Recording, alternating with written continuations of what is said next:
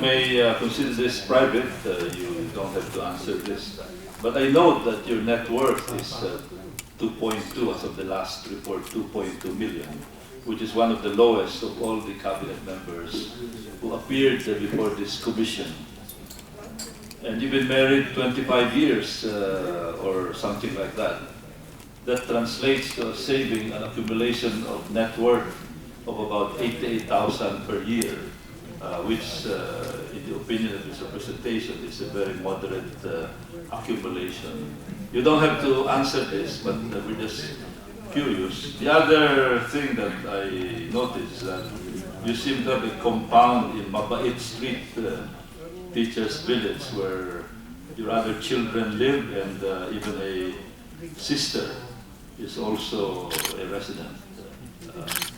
That is my observation, Mr. Chairman, with respect to what I consider the very modest financial situation of our DSWD Secretary. Yes, Your Honor, that is correct. One of the things that I have to do as the eldest in the family was to take care of the family, including my mother, who passed away 2 years ago, where her sickness and her hospitalization had caused most of whatever we have to be paid for hospital bills. And today, my sister lives with us. We are from a middle-class family. My father is a professional, my mother is a homemaker, and we proudly treasure the inheritance we got from them, which is education. Thank you, Madam Secretary. Thank you, Mr. Chairman.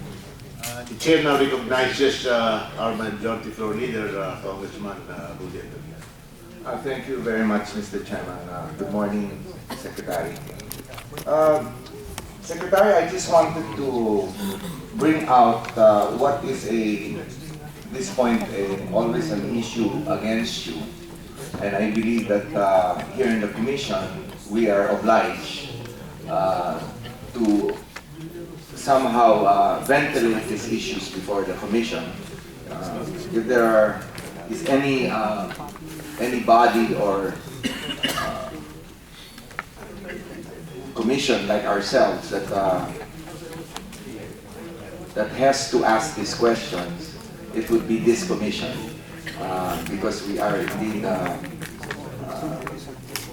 tasked with confirming your appointment as secretary. In the documentation that you had given to the committee, to the secretariat, in your organizational affiliations, you listed down the Caucus for Development NGO networks, which I believe is called for short code NGO. Is that correct? Yes, Your Honor. I am associated with Code NGO. I'm one of the founding members of Caucus for Development NGOs, or Code NGO. Now, in as far as your affiliation, and again, this is for the ventilation to the members of just the committee itself and commission as a whole. At this point, what is your affiliation with them? Did that end there? Were you a founder after the Code NGO was formed? Were you participative in its activities or at that time? Or in other words, what is your history as far as your affiliation with Code NGO is concerned? Your Honor, Code NGO was established in 1991. I was part of the founding members as a leader of one of the networks working with the urban poor. I served as chair from 1998, and in 2001, January, I resigned. That is when I joined the cabinet of former President Roilo. So from that 1991 to 2001, I have been part of the different advocacies and the different work of Code NGO, which is a coalition of 14 national networks and has about, I think, 2,000 to 3,000 members on the ground. From the time that I resigned, I only have friendly discussions with them if I have the time, but I have no formal discussions nor any function that I do since 2001 with Code NGO. So since 2001, Secretary, you were not part of Code NGO anymore. Since January 2001. January 2001.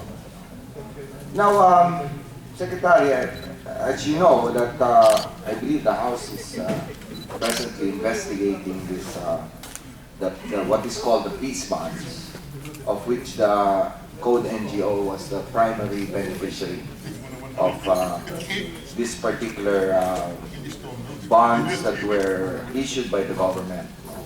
And there are questions as to the regularity of those of that transaction. And I will just not get into it anymore because I think, in as far as that's concerned, it is not for the Commission to decide or to assess as to whether or not indeed that was irregular or not regular. That would be certainly up to eventually the proper forums, which would be probably the courts if it reaches there. However, I would just like to ask you, Secretary, if indeed these peace bonds were found to be disadvantageous to the government, would you feel that that there would be an obligation on your part, being a founder of Code NGO? Would you feel that there would be an obligation on your part to take some responsibility for the peace bond transaction? Your Honor, I do not have any responsibility on that transaction because I was not anymore with Code NGO when the discussions and the actual transaction had occurred. My thinking, if government right now is undertaking the steps that they are, which we see in the papers, I will follow the lead of the Department of Finance, and government has to do what government has to do. And my advocacy to my former colleagues in Code NGO is to discuss with government and follow the rules that abide in whatever finding will come out of the investigations that they are undertaking. Would you, Madam Secretary, if and this may be a question that more or less is not a question based on the realities, but just a question of your thinking. If you indeed had still been affiliated with Code NGO, would you have approved of this kind of a transaction? In other words, what I'm asking, Mr. Secretary, is that in your view, and you are probably aware of the intricacies of that transaction after the fact, as you say, what is your thinking on that? Is it something that you would have agreed with in as far as your personal views or as a very active social worker? I mean, would this be a proper way by which an NGO could raise funds to pursue its social programs? I have not read anything that would show that what the work of Code NGO has done has been not proper or not sufficient. No, I have not seen anything. I have not seen any criticisms of Code NGO as far as its social work has been done. I see criticisms for how it has generated its funding, but so I'm just thinking, just to get a personal perspective from you. What would you have done, Madam Secretary, if you were indeed part, let's say you were still chairman of Code NGO at that time? Your Honor, finance is not my strength. I honestly do not know the intricacies of the transaction, and it will really be, I think, unfair to make judgments on those transactions, aside from the fact that it's subject to an investigation now. Suffice it to say that I agree with you. The Code NGO work has been very laudable, and I'm proud to be associated with them because they have helped serve many people to reduce poverty and empower communities. On the fundraising aspect of the peace funds, I cannot pass judgment because I do not know enough about the transaction, and finance is not my strength. I beg your indulgence that I cannot make a judgment if what they did was right or wrong, or if they followed or not followed any rules, or if they bended anything to that effect, Your Honor, which is the accusation that I read in the papers. Before we proceed, may I just recognize the presence of Congressman Maliksi. You may now proceed. Thank you.